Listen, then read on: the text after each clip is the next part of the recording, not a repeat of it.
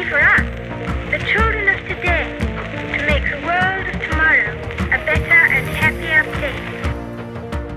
Every night, just brainwashing them with positivity.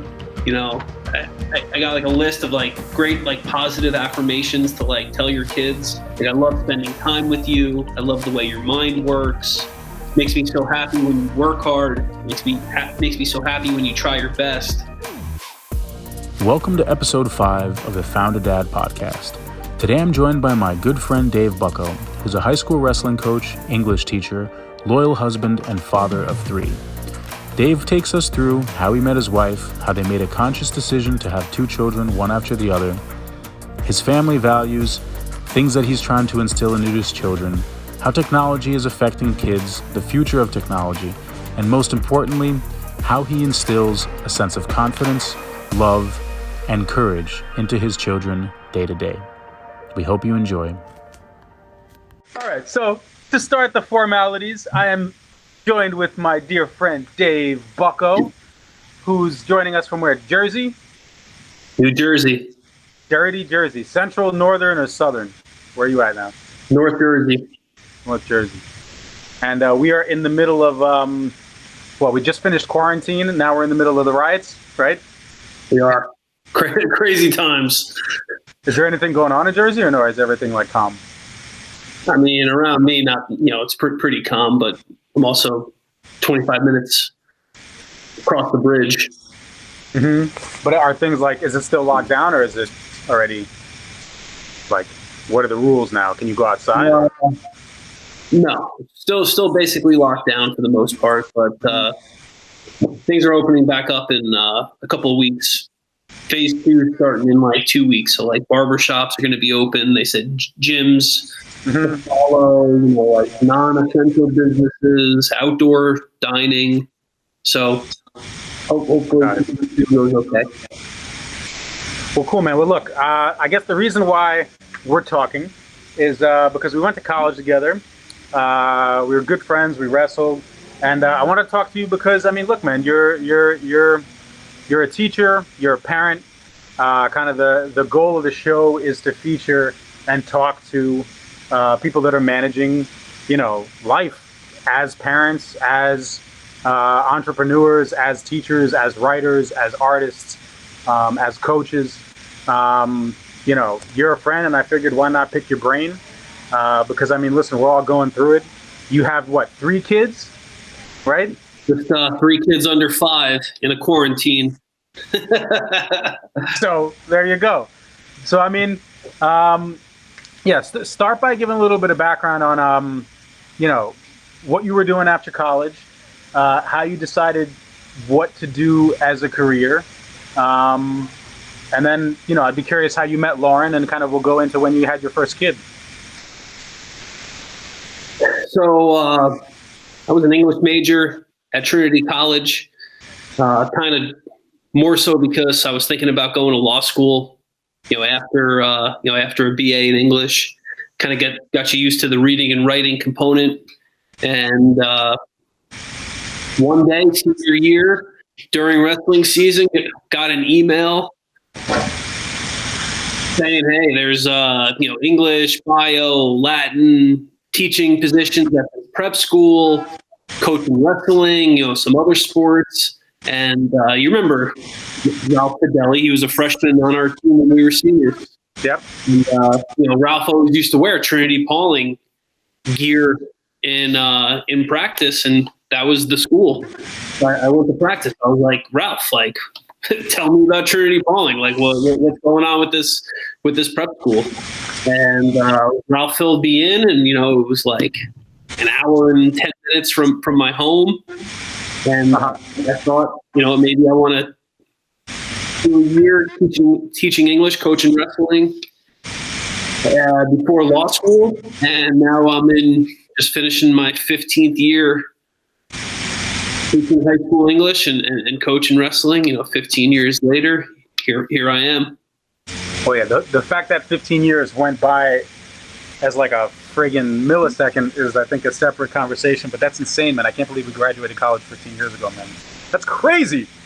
And actually, even when I even when I told Ralph about the Trinity Pauling email, he's like, oh, like the wrestling coach is also like the English chair, and the associate headmaster was also one of the wrestling coaches that's stepping down. They're coming to our match in like a couple of days. And like our senior year, they came to like the Trinity Wesleyan match at Trinity, like our senior year. So like that's how kind of like I fell into that job, that they came to Trinity to see Ralph, and they walked into the gym and me and Blair's faces were on the brochure that they were passing out there. And Debbie put in a word for me that night. I talked to him that night, and they were like, yeah, I come in for an interview, but like if you want to teach English and coach wrestling here, like we can make that work. Did you I'm assuming you won the match? I won the match. So how was it I'm curious, how was it actually like starting how long were you at Trinity, and how was it like when you came into the classroom? Were you teaching freshmen, sophomores, seniors? What was that like? I mean, I had no idea what I was doing. I was 22. I'd spent that summer sleeping on an Eagle's living room in Santa Barbara prior to getting like that first real job. From like the time like we graduated from Trinity, I slept in Eagle's living room for like a month and a half in Santa Barbara, where he still is. And then, taught and lived and coached at that prep school, lived there, for 3 years. Had no idea what the heck I was doing, but, had a good, English chair there who was the wrestling coach. He was, really helpful, and kind of figured it out over those 3 years and got a master's from Trinity, went back and got a master's in English from Trinity, which me and Blair used to hang out back in campus. He was a graduate and assistant. Getting his master's in econ. So Blair and I were hanging out at Trinity like by ourselves during the summer, like library, gym, Moe's.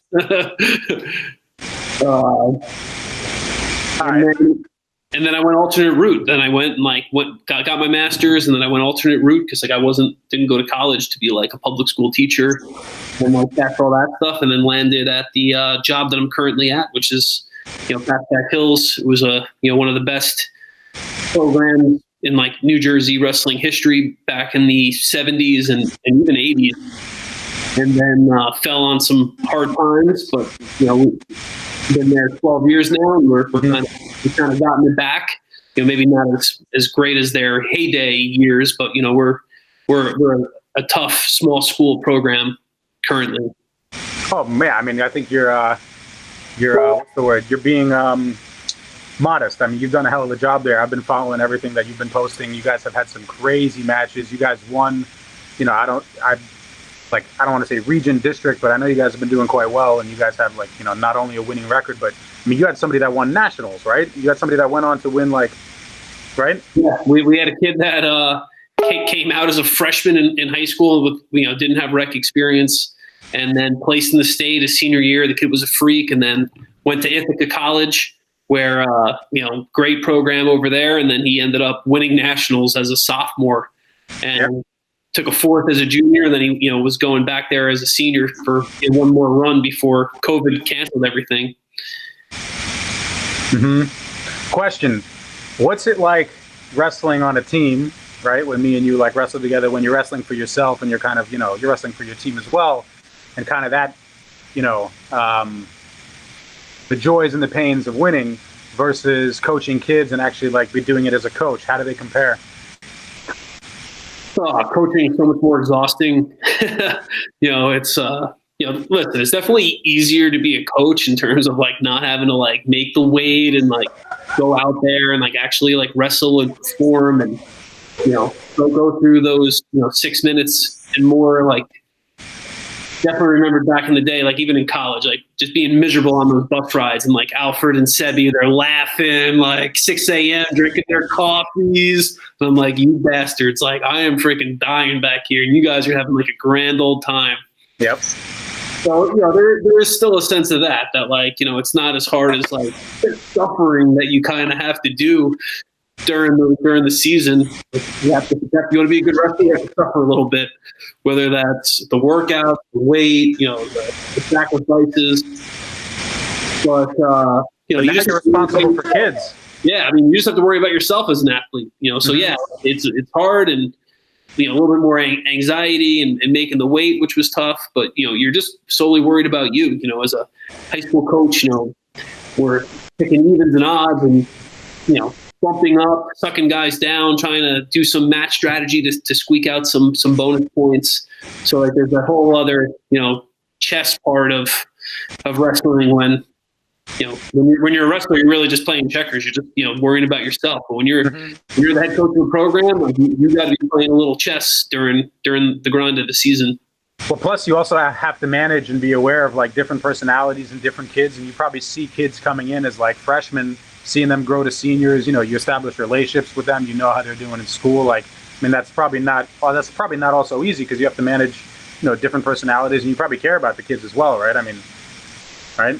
Yeah, I mean, absolutely. I mean, we brought in like some wrestling mindset people called Wrestling Mindset, like kind of like sports psychologists, and they had them like fill out these like questionnaires, and like I had a bunch of kids that filled out that like they get too nervous if they're too amped up before a match, and that like they would actually prefer to not have, you know, a rah-rah, you know, slap in the face type speech before they go out there, that they'd rather kind of be a little bit more even keeled. And that was an eye opener for me. I mean, that's something I never even thought about. Like, I needed to be ramped up. I needed a slap in the face. Like, to ever think that a wrestler wouldn't want that or need that.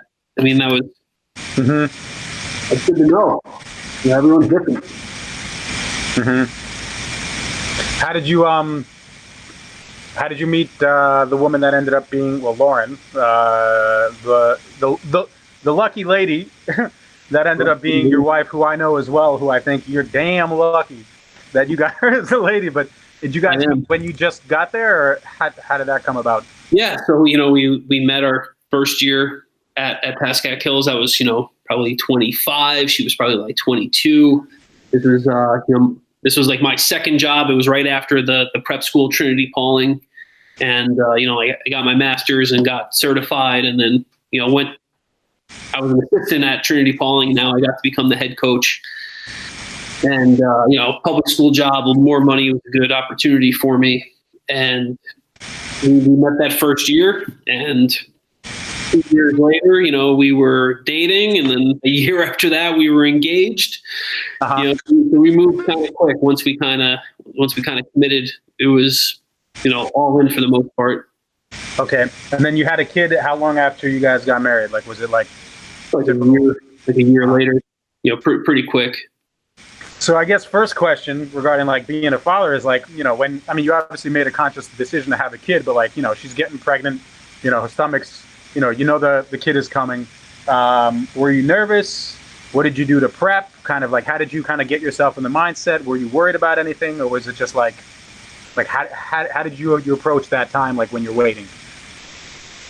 I tried to, you know, read the books. I did that whole thing. You know, we took like a little Moz class. I read the what to expect when she's expecting. You know, I tried to, you know, try to get ready as much as possible, but basically throw that stuff out the window. Well, what, it wasn't useful, or just? No, I don't think it was that useful. I think, you know, like anything else, man, you got to do it. You got to do it. you got to do it. About it, but like until you're in the trenches, that's what you need. All right. So your oldest son is Anthony, right? Yeah. Well, my oldest is Nicolette, who's 5. Nicolette was first. Nicolette's first 5. Then Anthony was 14 months later. We went. That was a conscious decision, back to back. 14 months later, Anthony. I think that was the best thing that we ever did. As hard as it was, yeah, I mean, as hard as it was probably for Lauren to be pregnant for that long back to back. It was the best decision we ever made, was going back to back with kids 1 and 2. So what was the thinking behind that? We were thinking that we wanted 3 kids, and that if we wanted 3 kids, we wanted to kind of get the first 2 pretty quickly done. We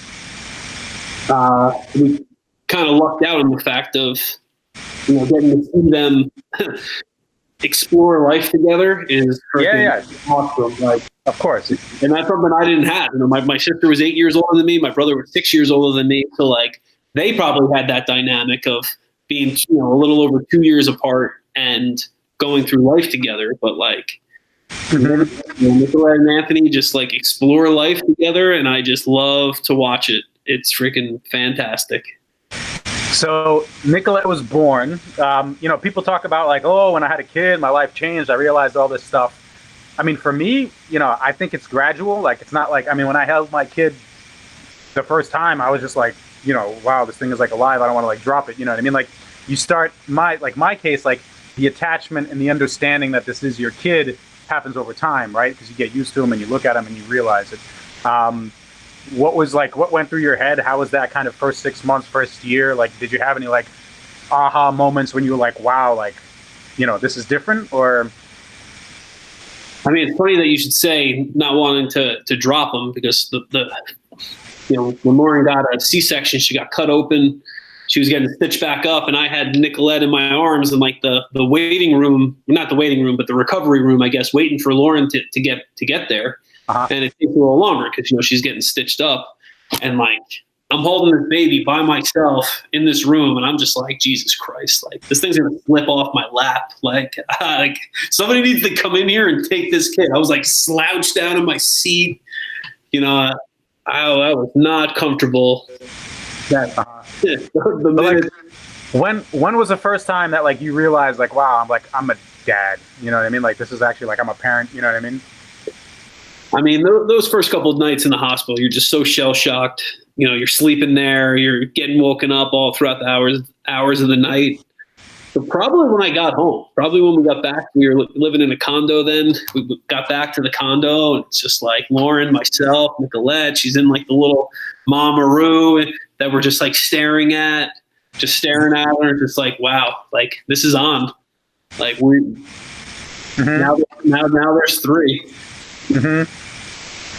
So she grew up, and then Lauren got pregnant, and then you had Anthony 14 months later. So Nicolette was already like a year and a half almost when Anthony was born. So she couldn't. Was she already walking at that point? Because they usually start talking later, right around like 2. Nicolette probably just started walking when Anthony was born. She was a little late to the party walking, so probably around 14 months she started. So yeah, probably just around that time she started walking. And all the while, like, you're working, and Lauren probably took a sabbatical, right? Like, she probably wasn't working at this point. Yeah, but I mean, really, to think about it, it's just like we sold our condo. We were living with you know, Lauren's parents for 2 months in the summer, waiting to close on our house in September. And then as this was going on, you know, that's when my dad got super sick. So like, my dad was like dying of cancer. And then, so then we moved in September. My dad passed a month later in October, and then Anthony was born that January. So that was within like, you know, maybe 5-6 months, not even. Yeah, that must have been like an emotional. I mean, I remember must have been like, you know, an emotional roller coaster. You know what I mean? Because you got your dad. No, that was a pretty hectic year. That was the buying a house, burying my dad, bringing in Anthony to this world. That was a hell of a year. Yeah. Well, and then you named your son after your father, obviously, right? Yeah.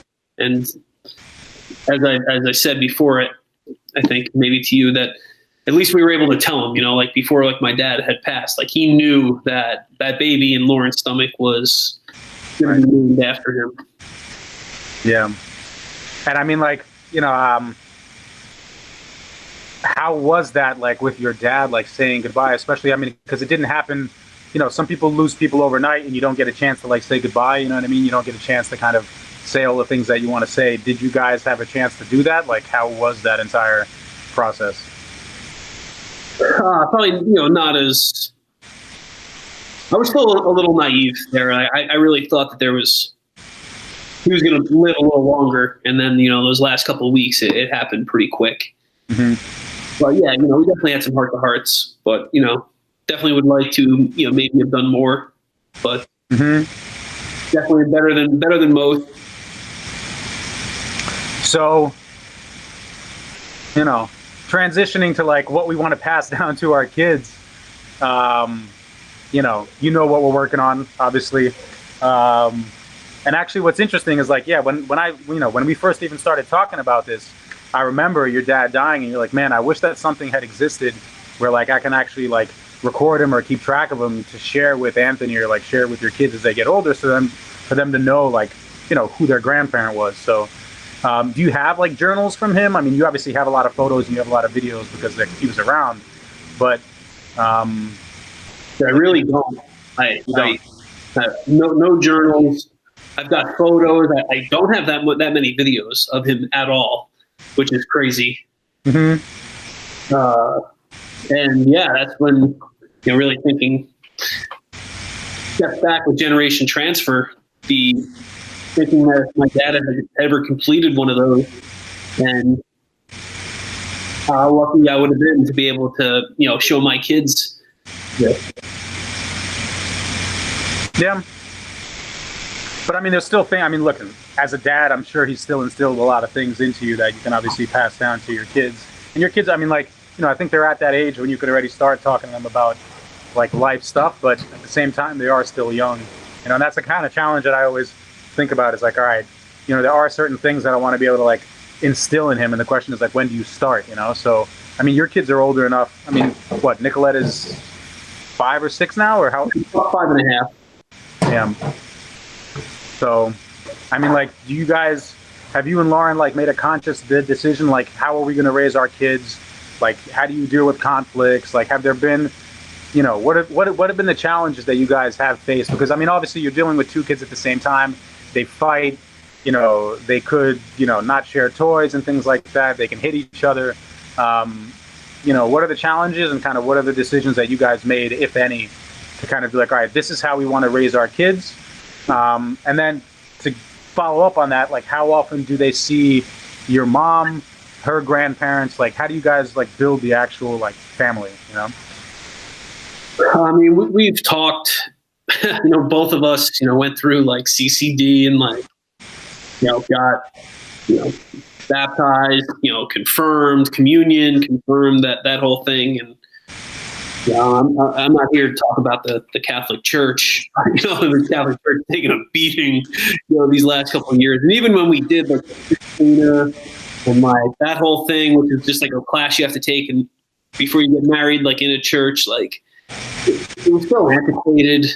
I mean, like our priest literally told us that when Lauren cooks me dinner, and it's not right, I need to tell her that what needs to get changed, because she can't be cooking me this dinner for 20 years, and I have this pent up aggression, and then after 20 years tell her that I haven't liked it. That's a true story. That's what our priest told us before we got married. When we like sat down, you have to like log a couple of hours with the priest to get married. Like, this is like what was discussed. So like, you know, we're not loving the Catholic Church and everything that's going on, but like we are thinking about raising them Catholic and you know, first grade going through CCD and doing the communion and doing that whole thing, and then probably like how we were raised, like we went through it, and then kind of your choice. If you want to continue this, we'll support it, and if you don't want to continue it, then we support it too. As far as you know, daily life, like we're all about thankfulness. We're all about gratitude. You know, we don't like hold hands around the table all that much, but we make sure to hold hands around the table before eating a meal, you know, once or twice a week, and talk about, you know, how much we love each other and how thankful we are for everybody at this table. The rule is everybody loves everybody in this house. That's like a family rule. Everybody loves everybody in this house. Like that is a mantra that's repeated in the Bucco household that we have brainwashed them about. But how do you explain to them the concept of love? Because that's just a word. Like, what does that mean? You know what I mean? Like, you know, as a word. We also read a book about like being a bucket filler or bucket dipper, and there's examples about like how you could be like a bucket filler. You need a lighter, bro. You need a lighter or a piece of paper for that. You listening? It doesn't work. Sorry. What was that? There's a dude trying to light a barbecue grill. Yeah, you must have not grilled here before. You need like one of those long things, or you need a piece of paper. Yep. Try the ones over there. They might be able to work. Sorry. Sorry. So yeah, the definition of love, because that's an interesting concept. Because like you could say, I love you, and you could tell the kids like, oh, I love you so much. But, I think like, it's an action. It's a feeling, right? So how do you explain that? But you said, sorry, you were saying that you actually have like a way to explain it, or how do you do it? Yeah, we read a book about bucket filling and bucket dipping. So like there's examples of being like a bucket filler, of like doing and saying nice things, and ignoring someone or bullying somebody or being mean or ill-willed, or somebody that's a bucket dip. You're a bucket dipper, and everyone has invisible buckets. And you do nice things throughout the day. You try to fill people's buckets, and you don't want to be a bucket dipper. So you want to be a bucket filler and not a bucket dipper. So the bucket is like the amount of love you have inside of you, right? And you want to be adding to it instead of taking away. Yep. And how does that woman? And how's their relationship? Like, how do they? Nicolette. I don't want to sound like that dad, but my kids freaking love each other. They even love baby Natalie. There has not been any jealousy with the third. There's a little jealousy between Nicolette and Anthony. If like Anthony has something, Nicolette wants it. If Nicolette's got an ice pop, Anthony wants an ice pop. Mm-hmm. But in terms of like, you hear like the cliche of the baby comes and the toddler's jealous that the baby's getting too much attention, and they cut the baby's hair or do any of that like cliche things. Like not one instance of that. Like they love that baby. Do they spend time with your mom? Yeah. Mm-hmm. Well, yeah, because like grandparents are always kind of historically the ones that kind of spoil the kids and let them do whatever they want. But I mean, yeah. We go to my mom's house swimming probably like 2 or 3 days a week for the most part. Mm-hmm. So we'll we spend a lot of time there in the summer. So, have you thought about or are concerned about or think about kind of like their future education, phones, gadgets? Do you guys have like a set of rules in terms of like games and cartoons and phones and stuff? Do you kids use phones yet or not yet? No, they don't use phones, and we finally bought them iPads during probably like a month into quarantine. Uh-huh. Yeah, probably like a month into quarantine, and we actually made them sign a contract, which is something I stole from the Derek Jeter parents. Derek Jeter's parents always used to make list out a contract of guidelines that he had to follow in order to be able to play baseball. Wow. Yep. Tell me about this. I didn't know. All right. So how does that work, and what did you make them sign? Just like it was like being a good person, doing good grades, like keeping your room clean, just like a set of like principles and morals that had to come in order for Derek Jeter to play baseball. And that was something that had continued like his whole like probably like through high school, I think. Okay. So with your kids, you said like when we give these to you, like you're allowed to play, and like when we take them away, like there's no crying. Like you can't have YouTube on your you can't use YouTube. I hate them going onto YouTube. They watch kids opening up presents, and they watch things in different languages. It's stupid. Mm-hmm. So no YouTube. Do they have an iPad each, or it's one that they share? iPad each. Okay, and what do you guys use it for mainly? Like, do you monitor what they're doing on there, or you just let them play? Lauren they can't download apps yet, so that's something that eventually we're going to have to be a little bit more savvy about, because they'll figure out a way to download apps and go to other spots. Right now, Lauren just downloaded mainly educational games. I'd probably say there's probably like 90%. How much do you put a limit on time? How much time can they use it per day? Well, I like to give them their iPad when Natalie takes her first nap of the day, which comes around noon.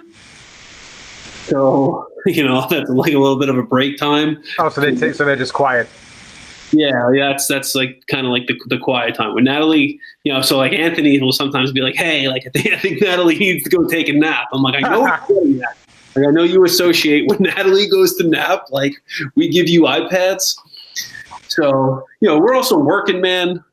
Like it's not easy having 3 kids under 5, like trying to teach high school, trying to, not gain too much weight during this quarantine. Like, so we're trying to, do our jobs, get our workouts in, parents that 3 kids under 5, which we're kind of used to. We typically do summers together as a family. Like we work as much as we possibly can, September to June, coach a bunch of sports, tutoring, crowd control, as much extra cash as we can go September to June. And then we have, July and August together as a fam. So like we're 2 months together every summer, which is, it really is fantastic. And, now we're looking at a lot more than 2 months. Like it's already basically been 2 months. It has, yeah. More than 2 months. It's almost, it's 2.5 months.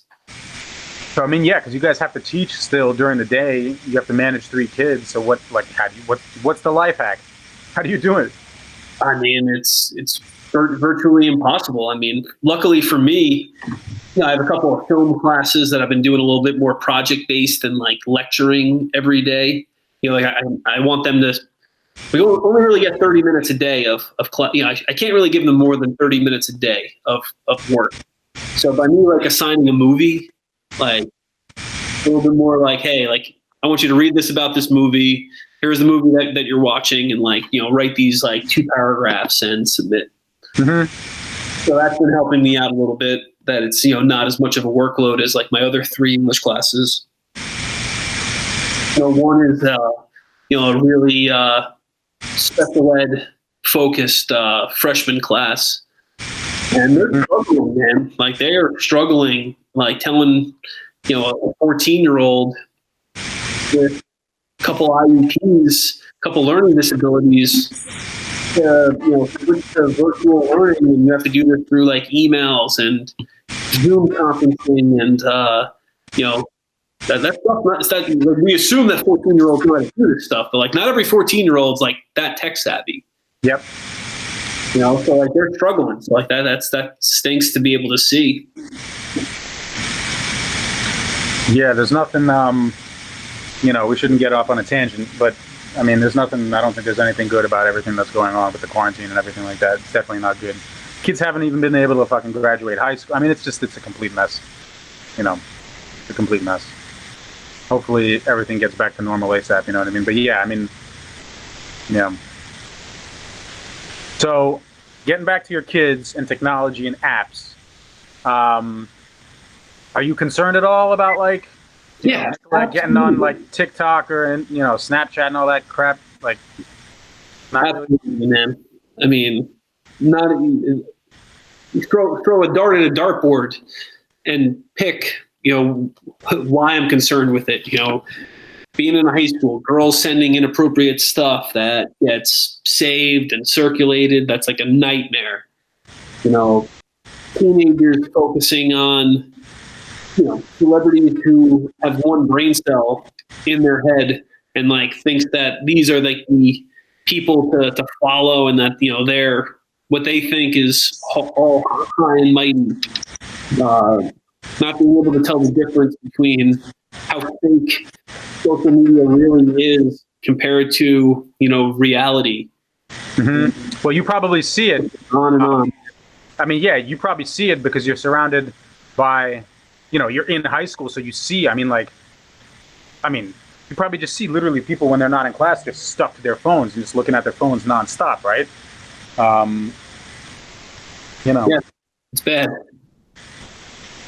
Yeah. Well, I mean, look, what we're trying to do is, the whole idea is by the time Nicolette does get her first phone or Anthony does get their first phone, hopefully you'll have a place where you can be in touch with them, right? Because they're not going to be on Facebook, and you're not going to start using TikTok and Snapchat. So the whole point is like, you're going to create, we're going to help, we're creating a universe where like you can have different buckets of information, whether it's music, whether it's food, whether it's like, this is about your family history. This is like things that I think you should read or you should look into, and these are YouTube videos. And then you're going to be able to like, start conversations through comments and through messengers where like, they'll be able to actually comment on stuff that you posted for them.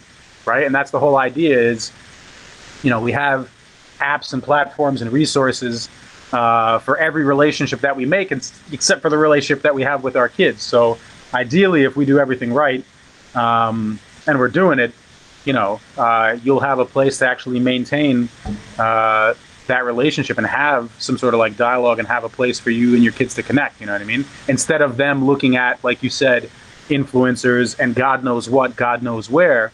Because literally, like, once you let your kids go into the world, like, especially now, I mean, with like, real news, fake news, you don't know what website to trust. You don't know who to listen to, right? Even taking COVID as an example, like, where do you get the real information?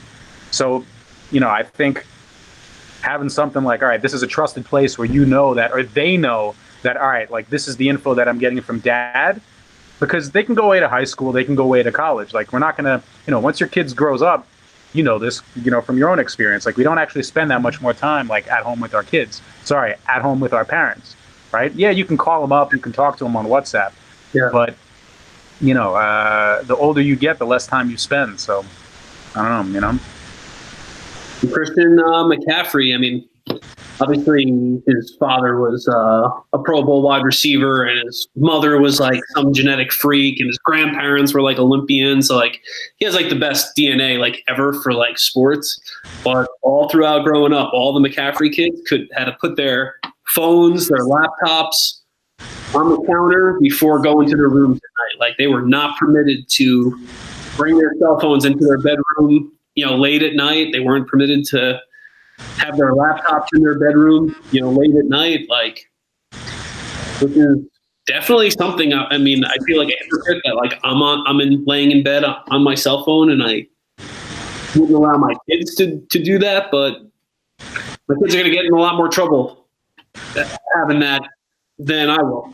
Well, I mean, look, and plus, you're not doing it at a young age, and there's a lot of research coming out about like, radio waves, and like, I mean, you don't want your kids to be sleeping next to a phone, you know what I mean? You shouldn't be doing it as well, but you're already old enough, you already had kids, like, you can fry your brain, it's not a problem, you know what I mean? But you don't want your kids to do that, So that's interesting. That's a good rule of thumb, you know what I mean? I mean, my kid's going to be getting older, I don't think he's going to have a phone for hopefully, another 3 to 5 years, but yeah, putting rules, putting guidelines around that, I think is super important, you know what I mean? And when I see parents sitting at like a dinner table with like a 1-year-old, like a toddler who can't even walk, and they just put a phone in front of them, man, like, I can't, you can't blame the parents, because, they might be busy, and this might be the only time that they have to like be disconnected from their kids and like talk to each other. But I just think that those screens and the content and the colors and the quickly moving images, they just, I've seen it with my own kid, like, they just get addicted to it and they just want it, you know what I mean?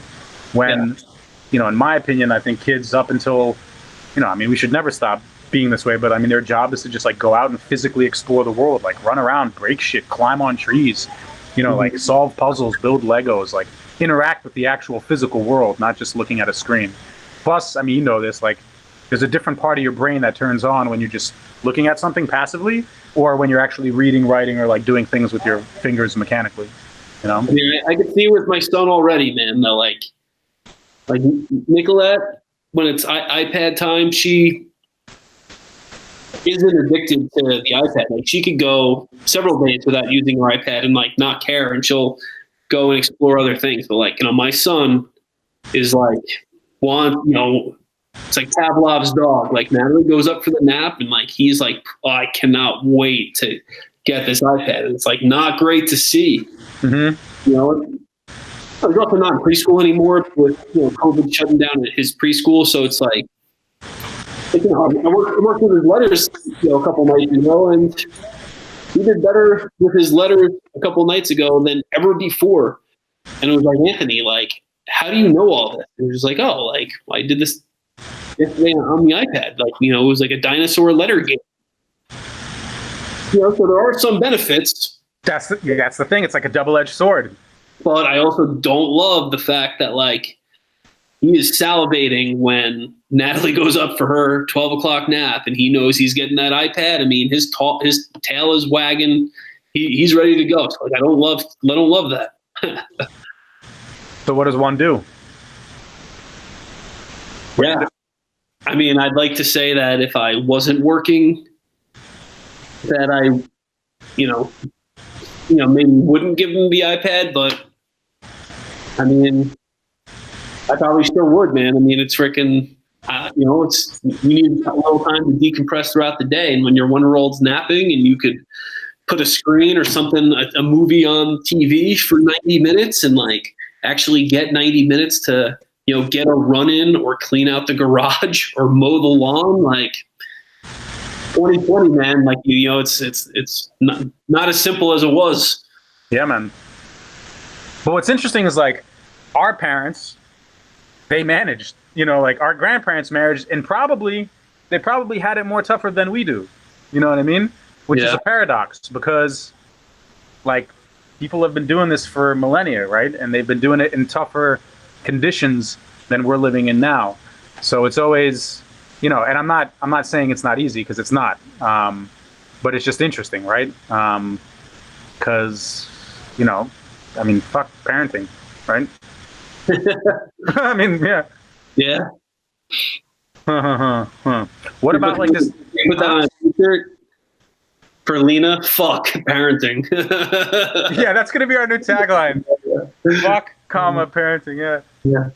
Well, I mean, like, I mean, the whole idea of what we're working on is like to help parents actually do something, like take an action and create something that like is going to be beneficial to your kids. And it's also like, it's like a symbolic thing, you know what I mean? Like, when your kids get older enough and they're going to have Lena on their iPad, they're going to say, you can come up to them and say, look, Nicolette, Anthony, like, this is something that I was actually like making for you. Like, this is a gift for you. And this is everything that I think I want to share with you about your family history, about me. So, like, who was your dad? Like, your dad was a bad motherfucker in college. You know what I mean? Like, your mom was like a super interesting, like, beautiful girl. You know what I mean? So, these things are useful because, look, the world and the forces that are going on, whether it's social media, whether it's YouTube, whether it's influencers, they're all going to be vying for our kids' attention. And the question is, like, who's going to be actually, like, raising your kids, right? You've raised them, but when they come of age, like, who's going to be influencing them, and where are they going to be getting their information from? You know what I mean? Like, your son is going to come up to you and he's going to ask you a question like, is this true? Did this happen in history? You know what I mean? So if you don't, I guess the point is if you lose that connection and that relationship, then, you're going to have less influence and you're going to have, a weaker relationship. And hopefully knowing that kids are going to have their phones no matter what, like, this is just an instrument to keep you guys connected, you know what I mean? And make sure that you do have that relationship where they do come to you for questions, for answers. And maybe this will be the platform where you actually send them those answers, you know what I mean? To like life's most important questions, How do you deal with, like, I mean, for example, let's say, Anthony goes off and he wants to be a wrestler, right? Like, you can talk to him about your own experience, right? Or you could, like, say, like, this is how you deal with winning. This is how you deal with losing. You know what I mean? I mean, hopefully you'll be there and you'll be around to, like, coach him, but not everybody has a chance to always be around their kids. You know what I mean? Like, a lot of people are divorced. A lot of people, like I talked to Murillo, he's serving in Afghanistan and Iraq. He's not always around. You know what I mean? So, Absolutely. I was thinking the same thing, that, hopefully from, the daily interactions, they soak things up and they understand what I feel is important.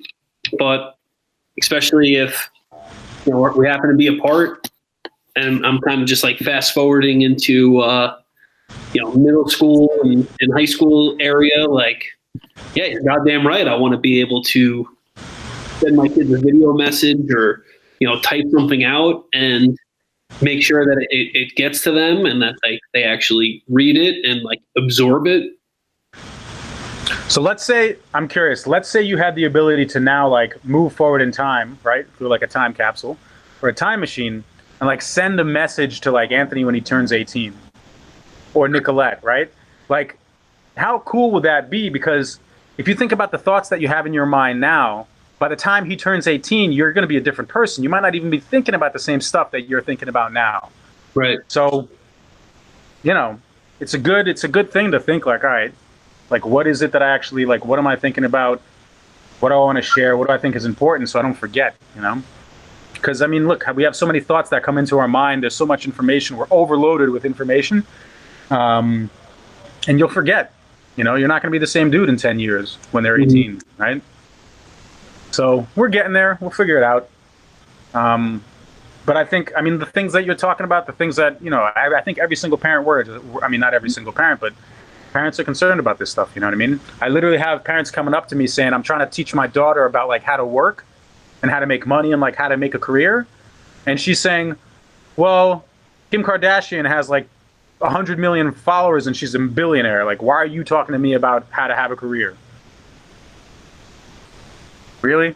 Yeah. You know what I mean? We really got to teach the youth that like those influencers and the Kardashians that like, you aim to be. It's like when somebody says, yeah, I want to be like center fielder for like the Yankees. It's like, all right, well, sure. Like, work hard and go for it, but like make sure that you have a plan B in case like you don't become the center fielder of the Yankees, or like you don't become a billionaire social media influencer, because that's the old 0.001%.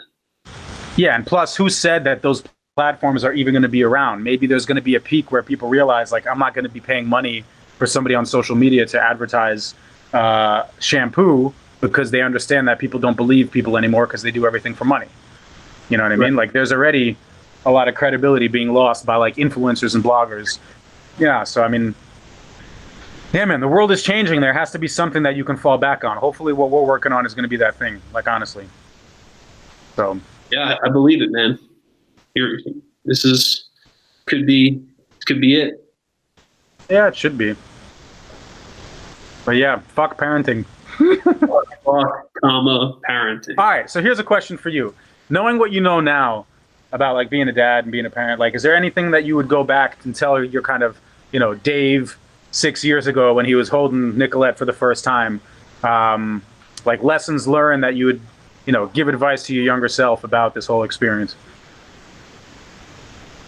I definitely like raising Nicolette. It was like fine china. With how we were, like how super stringent and, by the book and tedious we were with Nicolette. And now, Natalie, it's like Tupperware, man. It's like, like so much more laid back. Like, where is she? Is she still breathing? Oh, she's fine. Yeah. We had like friends over, they live in Jersey City. They got a big dog. He's like, hey, can I please come and like socially distance in your backyard with like my dog? It's like, I have a nice fenced in backyard. I'm like, sure, my kids will love it. So, comes over, kids are playing with the dog. It's going great. What are we talking about? What was I talking about? What advice would you give your younger self being a parent? Like, they had just come from his sister-in-law who just had like a newborn or had a kid that's, maybe 6 months old, and, Natalie's like 12 months old. And like, they're like, yeah, like how you guys are like behaving and like parenting like right now is just like such a change of pace from like, wherever like they just were. And they were saying it in a more positive way, that the previous person was like super stringent and uptight and like by the book. And I'm like, yeah, man, but like that was us 6 years ago.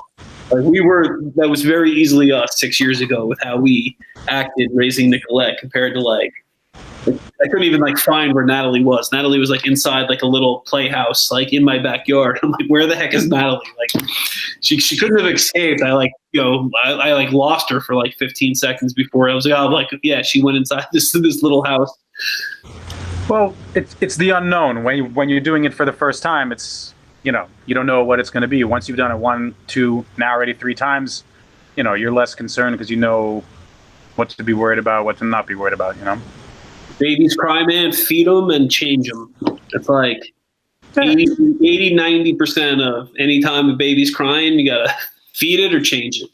Well, listen, and then you also have to be conscious of, I've seen your relationship with Lauren. I mean, I'm not trying to like blow smoke up your ass, but it's a damn good example of a relationship because, you guys don't fight. You don't fight, you don't raise your voice. And like kids are very, especially when kids don't learn how to speak, they listen to tone of voice. They look at your facial expressions. Like they are very sensitive and very in tune to like non-verbal communication.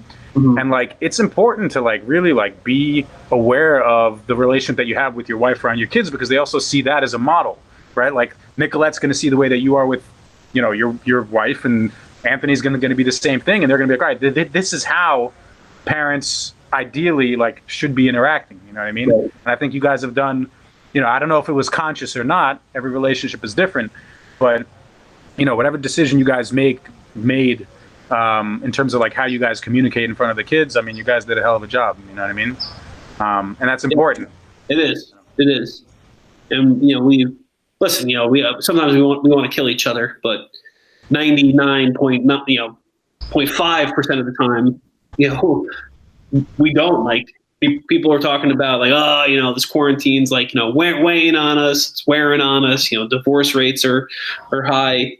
And yeah, it's definitely not easy with just trying to work with the 3 kids, but they're very, very lucky that we wake up and like, all right, like this is our house. Like this is us. Like all good. Yeah. All right. Last question, kind of like corny and funny. If you could have a billboard that people were driving around in Paramus that was guided towards parents with like a phrase or a piece of advice for new parents, for current parents, what would it be? Brainwash your kids. I'm all about the brainwash, man. Every night, just brainwashing them with positivity. I got like a list of like great like positive affirmations to like tell your kids. Like, I love spending time with you. I love the way your mind works. Makes me so happy when you work hard. Makes me so happy when you try your best. And I just lay it on them, like literally like a cult leader trying to brainwash pupils into drinking Hawaiian Punch or whatever, Kool-Aid, whatever the hell it was.